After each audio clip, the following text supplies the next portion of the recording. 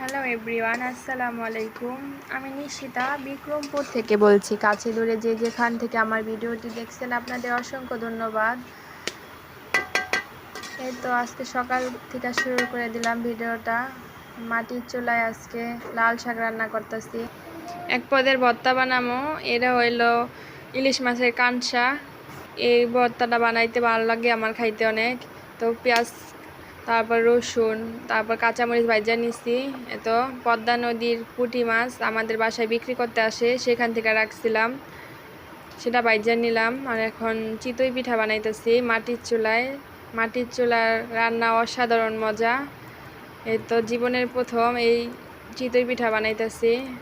প্রথম চিতই পিঠার গোলাটা হলো লবণ আর পানি, গরম পানি দিয়ে গুলাইছি।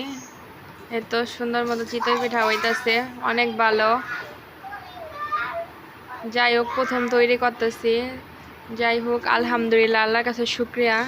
তো সকালবেলা ফ্রিজটা সুন্দর করে ধুইয়া মুছতে রাখছিলাম, এগুলো বাইরে রোদে শুকাইতে দিছিলাম, এগুলো লাগাই নিলাম। এখন ফ্রিজে সব কিছু রাখবো, যেগুলো বাই করছিলাম, ডিম, আচার, সস, তারপরে আরও যা যাবতীয় যা কিছু আছে সবই রাখবো।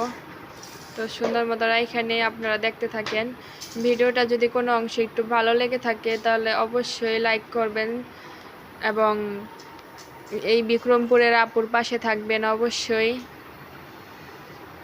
সবাই ভালো থাকবেন, সুস্থ থাকবেন, আর আমার চ্যানেলটাকে অবশ্যই সাবস্ক্রাইব করে দিবেন।